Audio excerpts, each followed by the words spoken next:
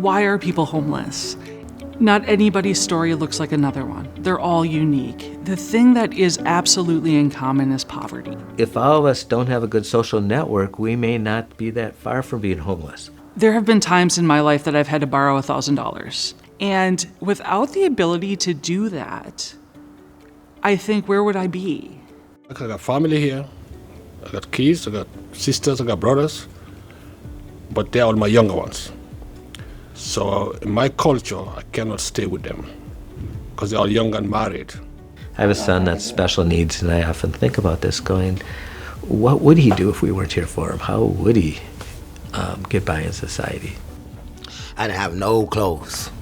No clothes. Only had the clothes I had on, and I had that on for like 8 months. Like 8 months straight, same clothes. There have been times where I've had like parking tickets, right, that I've been able to pay off. If I didn't have that money, then I'd have a warrant. I used to steal a lot because I was hungry. I stayed in the street. I ain't had no money. So now I have something on my record, so now I can't get as good of a job, and now I can't rent because of the background check there. And so all my options have gotten smaller. Most people I've seen out there homeless, they have jobs, but when they have felonies, they can get apartments. That's how that can happen. It can be that simple. Listening House is a daytime homeless shelter. Most homeless shelters are from like 8 p.m. to 8 a.m. The Listening House provides them a place to go during the day, which in Minnesota is really helpful when you think of how hot it gets during the summer and of course how cold it gets during the winter. Traditional overnight shelters, emergency overnight shelters, are sometimes thought of as the bedroom, right? And so Listening House, because we provide daytime services, is like the living room. I didn't know there was a shower here. I didn't know there was a bed here. I didn't know you could eat here, watch TV. I didn't know you could be on your phone, read a book. I didn't know none of that. But when I got here and I told them what I needed, they opened up for me. If you think about it, if you're out on the street today, how do you even catch your breath? I know how it feels out to be out there as a homeless person. It's a lot of stress, a lot of trauma.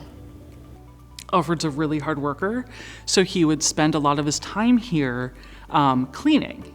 We approached Alfred and said, hey, do you want to work here? And he said, yes. I don't have a valid ID or anything. And it was like, okay, let's get that. So the first thing we did is we helped him get his license back. I'm working here, with their help. I have my own housing now. I have a car. He is a full-fledged member of our staff. He's wonderful. They help me from 0 to now I feel like I'm 100%. The guests who see him can see that transition, right? They can see that, hey, here's this guy I used to just eat lunch with, and now he's wearing a staff shirt like everybody else. And he's housed. And he teaches us things every day. I like volunteering at a place like this because I feel like I am helping other people in a direct way. So Radical Hospitality, it's part of our mission, and we are a bridge that won't be burned. We will be an unconditional relationship for people. If they can help you with anything, they will. They'll take the time out to talk and listen too. If they have to listen and don't talk, they do that. When you are in need of help, you always have to prove that you need the help. If you walk in the door of Listening House, you're welcome. You don't have to prove it. You're just here. I was in the donation room and then someone is female as sex, but they were asking for men clothes and they were talking about like how clothes shouldn't be gender. So I was like, wow. So it's just like a representation of like all kinds of people. We allow people to be the experts of their own lives. Every day I walk in the door, I see and feel relieved. I really feel like Listening House has their guests back when not too many other people do. Mid-December, I think there were 6 employees. We ran payroll today, and I think it was around 40. Since I've been here for every other day now, I see 2, 3, 4 new clients every day. You know, a year ago, we were maybe seeing 60 to 100 at the most a day, and now between the two sites, we're seeing at least 200 up, if not up to 250. We shouldn't stop here. We should keep more buildings, more places going like this. Because there's no place like this. I've never seen a place like this at all.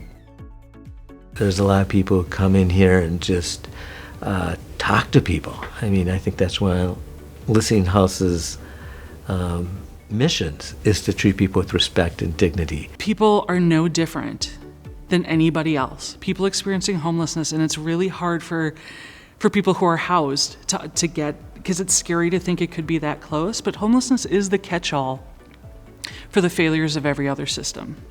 This place changed me. It saved my life, because I could have been anywhere. I could be dead. I could be locked up. I could be in the hospital right now.